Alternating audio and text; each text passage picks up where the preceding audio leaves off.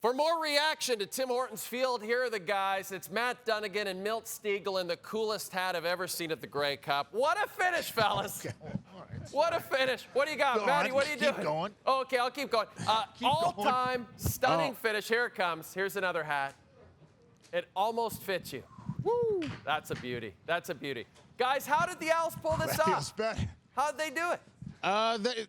They believe. I've been talking to Sean Lemon all week, and he was like, Milt, you guys may not believe. We don't need anyone to believe because we believe. And they believed in themselves. They came into this game saying that they weren't going to lose this game. Whatever it took, they were going to make it happen. They didn't need any, he told me they didn't even need any points from their offense, but they did. They got the best performance from their quarterback that we've seen in a long time. Cody Fajardo redeemed himself from so many other times against Zach Collaros, against the Winnipeg Blue Bombers, to the tune of MVP. So if you believe, as they say, anything is possible. Yeah, but and Jay and Milt, you know, it's that is every football team, right? It's like, you slighted me or you don't believe in me. However you draw power and motivation from and where, good on you. Just get it done. And this football team got it done. The last 8 weeks of the regular season, they went on a little bender and a heater, and they got it finished. And they did it in style. They thumped the Winnipeg Blue Bombers. They totally rocked their world. And they out-physical the football team that prides themselves on being physical and dominate the line of scrimmage. And you talk about Cody Fajardo, Milt, stepping up. He's thrown one touchdown pass in 9 games against Zach Collaros. Tonight he throws for 3. And I'm telling you, Jason Moss and Anthony Calvillo had Richie Hall and Mike O'Shea's team right where they wanted them all night long. I thought they outplayed them. I think that outcoached them.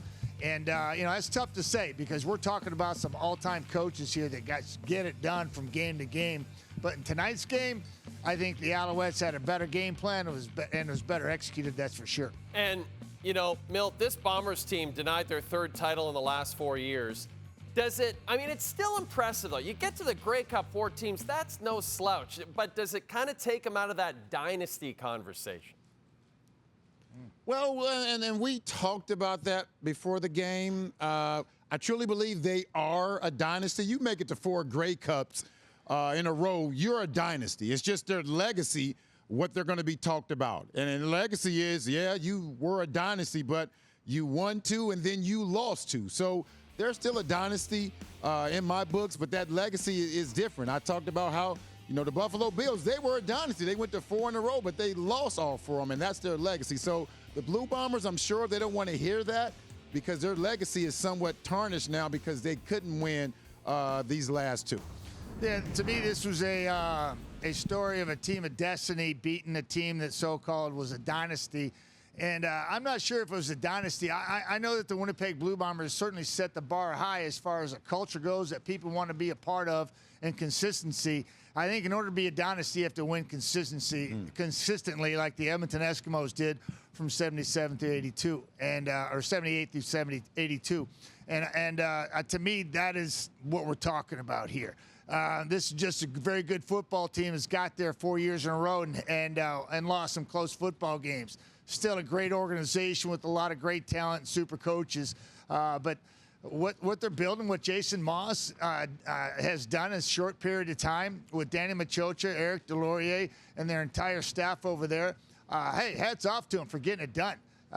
It was a beautiful thing to watch them piecemealing this football team together. Young players stepping up like Stubberfield, and I'm talking about Philpott, talking about Ento. You know, what a great play in the back of the end zone. You know, just playing a corner, coming off his man and making a big pick and using his length, 6'2" frame, take points off the board. Look, the defense didn't put up points. What do you call it for every game? A pot? Knots. Yeah, knots. Non-offensive touchdown. That's right. Well, they didn't their offense played well. They didn't need it. They didn't get that, but what they did is they took points off the board. And Winnipeg Blue Bombers at a critical moment. To me, that's beautiful. That team played complimentary football down the stretch and found a way to win. A team that did not have an owner this past February is your 2023 Grey Cup champion. It was a fantastic year. I loved it. I loved the inning. I loved the game. And you guys were both awesome, and I love those hats. Gentlemen, thank you for this. We'll talk to you next year, okay? You got All it, right, Jay. sounds great. Thanks.